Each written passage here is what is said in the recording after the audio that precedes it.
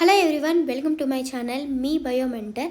ఈ life sciences ఛానల్లో నేను లైఫ్ సైన్స్లో ఉన్న 13 యూనిట్స్ని తెలుగులో కాన్సెప్చువల్గా ఎక్స్ప్లెయిన్ చేస్తున్నాను. సో సబ్స్క్రైబ్ చేసుకోండి. అసలు సెల్ అంటే ఏంటి? Cell is a basic structure and function unit of life. ఈ విషయం మనందరికీ తెలిసిందే. బట్ ఇంత చిన్న సెల్లో ఎన్నో మెటబాలిక్ యాక్టివిటీస్ అనేటివి జరుగుతాయన్నమాట. Like respiration, replication, protein synthesis, ఇవన్నీ ప్లాంట్ సెల్ అయినా ఉండొచ్చు, ఎనిమల్ సెల్ అయినా అయి ఉండొచ్చు అనమాట. అండ్ దీన్ని సెల్ని basics building block of all living organisms అని అంటాము. ఎందుకు అలా అంటాము? ఎందుకంటే సెల్స్ వాటంతటా అవి రెప్లికేట్ అయ్యి ఇంకొన్ని సెల్స్ని ప్రొడ్యూస్ చేస్తాయన్నమాట. అందుకనే వీటిని basic building block of all living organisms అంటాం. సెల్స్ అనేటివి ఒకే సైజులో ఉండవు, డిఫరెంట్ షేప్స్లో కూడా ఉంటాయి అండ్ డిఫరెంట్ ఫంక్షన్స్ని చేస్తూ ఉంటాయి అన్నమాట అట్ ఏ టైం. అండ్ సెల్స్ని యూనిసెల్లార్ అయి ఉండొచ్చు, మల్టీసెల్లార్ అయి ఉండొచ్చు, ప్రోకారియోటిక్ అయి ఉండొచ్చు, యూకారియోటిక్ కూడా అయి ఉండొచ్చు. అండ్ యూనిసెల్లార్కి example euglena, amoeba, paramecium, bacteria అన్నమాట. అదే హ్యూమన్స్, ప్లాంట్స్ ఇవన్నీ మల్టీసెల్లార్ ఎగ్జాంపుల్స్ అన్నమాట. హ్యూమన్ బాడీలో 37.2 ట్రిలియన్ సెల్స్ ఉంటాయి. అంటే ఆలోచించుకొని మన బాడీలో ఎన్ని సెల్స్ ఉన్నాయి అని చెప్పి.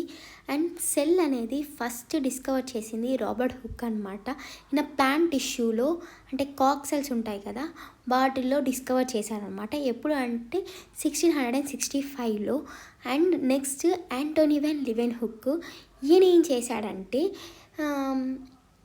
లివింగ్ సెల్ అనమాట. ఫస్ట్ ఆయన ఏం చేశారు, డెడ్ సెల్స్ని కనుగొన్నాడు అనమాట.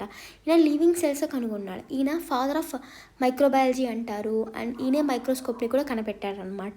అండ్ ఈయన sperm, red blood cells, bacteria in water ఇవన్నీ అబ్జర్వ్ చేశాడనమాట మైక్రోస్కోప్ యూస్ చేసి.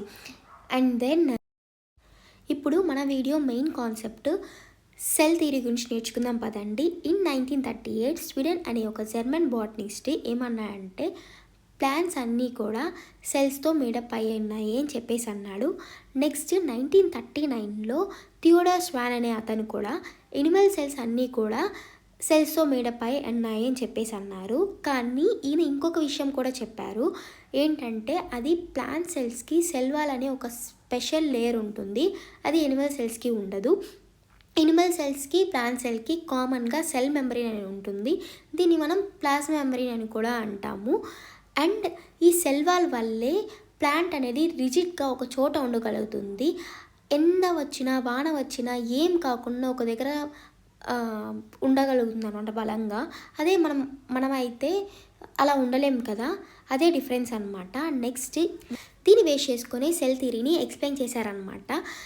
All species like bacteria, fungi, algae, plant, animals ఇవన్నీ కూడా సెల్స్తో మేడప్ అయి ఉంటాయన్నమాట.